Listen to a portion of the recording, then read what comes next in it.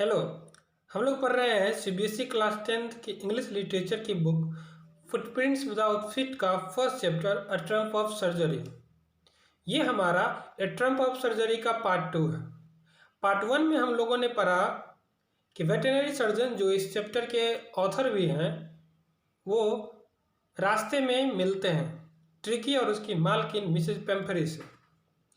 जब वो ट्रिकी को देखते हैं तो बहुत हैरान हो जाते हैं क्योंकि वो उसकी तबीयत खराब हो गई थी। वो फूले हुए मांस की तरह हो गया था। फिर ऑथर महोदय यानी सर्जन महोदय, वेटरनरी महोदय पूछते हैं उसकी मालकिन से, क्या मैंने इसके खाने पर प्रतिबंध लगाने को, रोक लगाने को बोला था, कम करने को बोला था, आपने ऐसा किया? तो हिचकिचाते हुए बोलती है कि थोड़ा बहुत कर पाई क्योंकि ये खाने के बहुत शौकीन है। फिर सर्जन जो है वो आगे पूछते हैं कि मैंने इसे प्रॉपर वॉक करने को बोला था, क्या आप उसे प्रॉपर वॉक करवा रहे हैं? फिर वो बोलती है कि ज़्यादा तो नहीं करवा पा रही, अभी जो आप देख ही रहे हैं मेरे साथ जो ये थोड़ा घूम लेता है बस इतना ही, क्योंकि जो गार्डनर है हॉस्किन वो लंबागों से पीड़ित हो गया है, जिस कारण से उसके साथ जो घूमता था खेलता था वो अभी नहीं हो पा रहा है। ठीक है, अब देखेंगे आगे।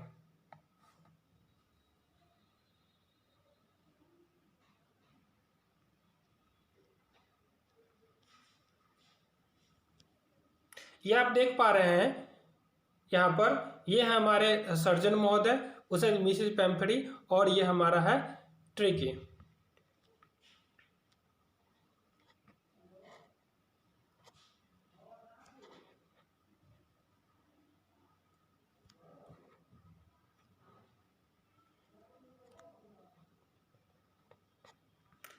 अब हम लोग पढ़ेंगे यहाँ से। I try to sound savory now. I really mean this. If you don't cut his food right down and give him more exercise, he is going to be really ill. तब सर्जन महोदय जो हैं Mrs पेम्परी से कहते हैं कि अपनी आवाज़ को वो गंभीरता करते हुए सरलता से उनको बोलते हैं कि यही तो मेरा कहने का मतलब है। मैं आपको अब क्लियर सब चीज़ बता देता हूँ कि यदि आप इसके भोजन को कम नहीं करते हैं और ज़्यादा से ज़्यादा एक्सरसाइज नहीं करवाते हैं तो मैं सच में बता रहा हूँ ट्रिकी बहुत ज़्यादा बीमार हो जाएगा। You must harden your heart and keep him on a very strict diet. आपको अपने दिल को कठोर करना पड़ेगा और इसके डाइट को बहुत ही स्ट्रिक्ट करना पड़ेगा, कंट्रोल डाइट देना होगा, तभी जाके ट्रिकी स्वस्थ रह पाएगा, नहीं तो ये बुरी तरह बीमार पड़ जाएगा। Mrs Pumphrey wrung her hands. Oh, I will, Mr. Harriet. I am sure you are right, but it is so difficult, so very difficult. Mrs Pumphrey अपने जो ही ये बात सुनती है अपना हाथ मसलने लगती है दुखी से, तो और बोलती है कि हाँ हाँ मिस्टर हैरियट, मैं करूँगी, अवश्य करूँगी, और मैं इस बात से सहमत हूँ कि आप जो बोल रहे हैं वो सही ही बोल रहे हैं, लेकिन ये मेरे लिए डिफ़िकल्ट है, डिफ़िकल्ट ही नहीं बहुत डिफ़िकल्ट है। Then she set off head down along the road as if determined to put the new regime into practice immediately. उसके बाद वो वहाँ से निकल जाती है अपना हेड डाउन करते हुए रोड की तरफ से, रोड पर चलने लगती है, और ऐसा लगता है उसे देख करके कि वो जो न्यू रिजाइम बना है, मतलब कि जो न्यू रूटीन बना है कि उसको प्रॉपर डाइट देना है, एक्सरसाइज करवाना है, उसको बहुत जल्द ही उसको वो प्रैक्टिस में लाएगी। I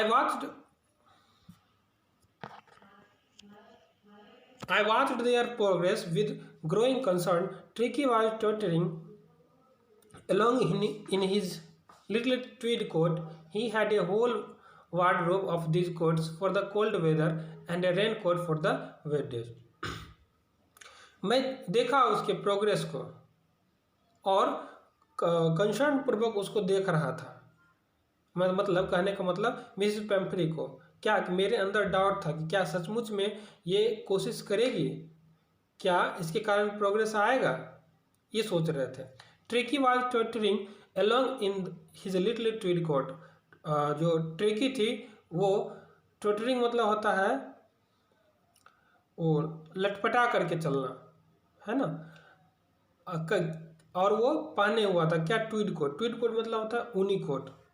he had a whole wardrobe, उसके पास जो था पूरा वार्डरोब, वार्डरोब मतलब अलमीरा, भरा हुआ था इन प्रकार के कोटों से। कुछ कोल्ड वेदर के लिए थे और इन प्रकार के कोट, और रेनकोट थे वेट डेज के लिए, वर्षा के मौसम के लिए।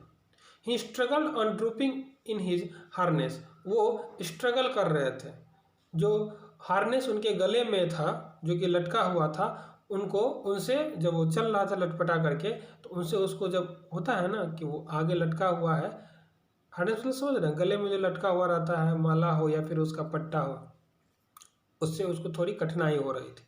आई thought it wouldn't be long before I heard from Mrs Pumphrey. Surgeon महोदय जो है अनुमान लगा है कि मुझे नहीं लगता है कि मुझे ज़्यादा दिन तक वेट करना पड़ेगा कि मिसेज पेम्फ्री मुझे याद करेगी फिर से। क्यों?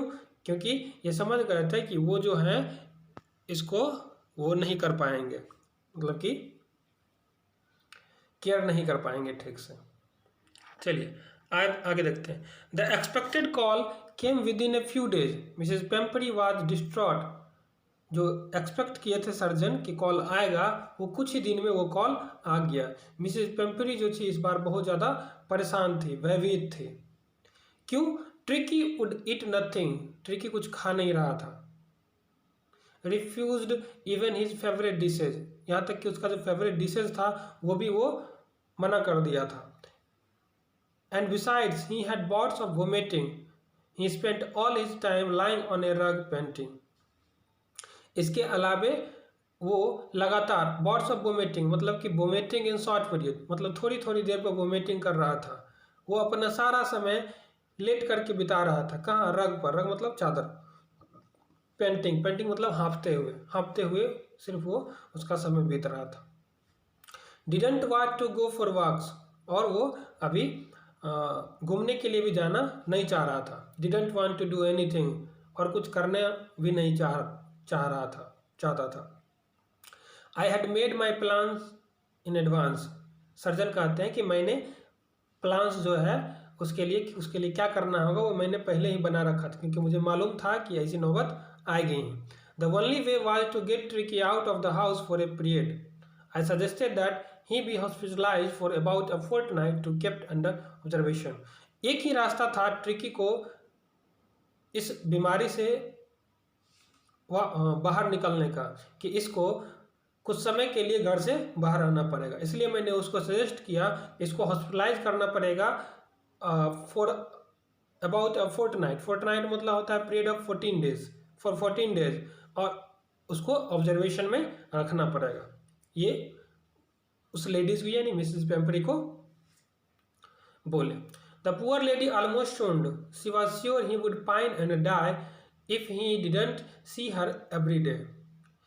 पुअर लेडी जो है वो समझिए तो एक तरह से भूत हो गई, बेहोश हो गई, होश में नहीं रही ये बात सुनने के बाद, क्योंकि ये इस बात से श्योर थी कि यदि ऐसा हुआ तो वो जो कुत्ता था उसे बहुत ज़्यादा कठिनाई होगी, दुख होगी, हो सकता है वो मर भी जाए यदि वो मुझे प्रत्येक दिन नहीं देखा तो। But I took a firm line, Tricki was very ill and this was the only way to save him. In fact, I thought it best to take him without delay. लेकिन सर्जन महोदय कह रहे हैं कि मैं इस बार बहुत ज़्यादा कठोर था, मैं अपने बात पर निश्चित था कि यदि ऐसा नहीं हुआ, यदि आप चाहते हैं कि वो ठीक हो क्योंकि वो बहुत ज़्यादा बीमार है, तो ये एकमात्र उसे बचाने का एकमात्र तरीका है। और मुझे तो वास्तव में लगता है कि मुझे जितना जल्दी हो सके उसे यहाँ से ले जाना होगा बिना देरी किए। वो उसको उठा करके लेके चल दिए। And followed by Mrs Pumphrey wailing I march out to the car carrying the little dog wrapped in a blanket. और वो उसको उठा करके लेके चल दिए। हाँ, तो उसके पीछे पीछे मिसेज पेम्फरी भी जो है वेलिंग्स करते हुए, मतलब रोते हुए, दुखी होते हुए, चिल्लाते हुए वो उसके पीछे पीछे आ रही है। I march out to the car carrying the little dog wrapped in a blanket. वो जो है कार की तरफ उस लिटिल डॉग को एक ब्लैंकेट से रैप्ड करके, रैप्ड मतलब उसको ढक करके उसको कार की तरफ आया। The entire staff was roused and made rushed in and out, bringing his day bed, his night bed, favorite cushions, toys and rubber rings, breakfast ball, lunch ball, supper ball। पूरे staff को वो उठा दी, जगा दी। Made जो है वो दौड़ करके बाहर बाहर अंदर अंदर बाहर कर रही है लाने के लिए। क्या लाने के लिए? Day bed, night bed, favourite cushions, toy, rubber rings, breakfast bowl, lunch bowl, supper ball.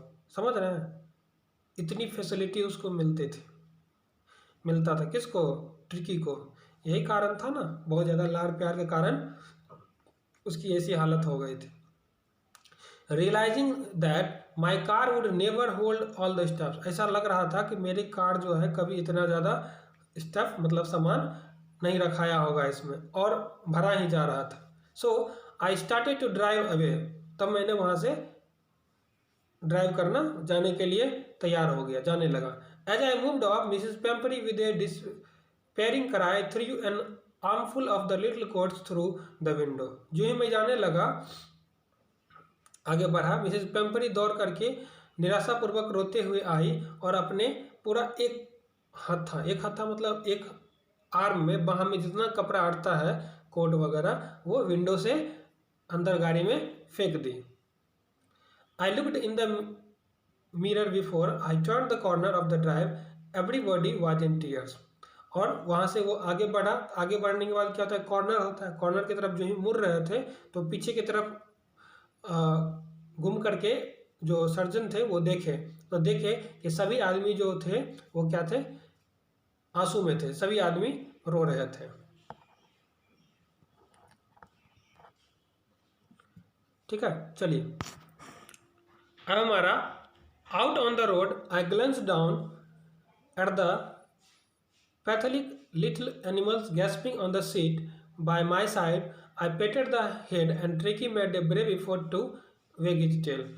जब रोड पे मैं गया, एक नज़र जो है उस लिटिल एनिमल के तरफ में मैं दिया, जो कि गैस्पिंग कर रहा था, मतलब कि हाँफ रहा था, मुंह से सांस ले रहा था और मेरे बगल में बैठा था। मैं उसका हेड पेट किया, थपथपाया। तब ट्रिकी जो है बहुत कोशिश करके, ब्रेव एफर्ट करके अपना पूंछ हिलाया। आप लोग देखे होंगे कभी कुत्ता का आप सिर सहलाइए तो अपना पूंछ जो है वो वेग करेगा, मतलब हिलाएगा। Poor old lad, I said, you haven't a kick in you but I think I knew a cure for you. तब वो बोलता है पुअर ओल्ड लेड। नहीं कहते हम लोग जब बहुत कोई आदमी कमज़ोर पड़ जाता है, कहते बेचारा का क्या हालत हो गई। लेट मतलब होता है बॉय। वो बोलते हैं कि मैंने बोला कि बेचारा गरीब लड़का, वो कुत्ता को बोल रहा है जब, क्योंकि वो बहुत कमज़ोर हो गया था। और बोलते हैं you haven't kick in you, तुम्हारे अंदर अभी एनर्जी नहीं है, साहस नहीं है, बट मैं सोचता हूँ कि मेरे पास तुम्हारे लिए इलाज है, तुम्हारा इलाज है। आया समझ में? आई होप कि आपको यहाँ तक समझ में आई होगी। ठीक है, आगे हम लोग देखेंगे अगले पार्ट में। आप इसे ध्यानपूर्वक पढ़ लें, समझ लें। कोई दिक्कत होता है तो कमेंट करें। आज के लिए इतना ही, धन्यवाद।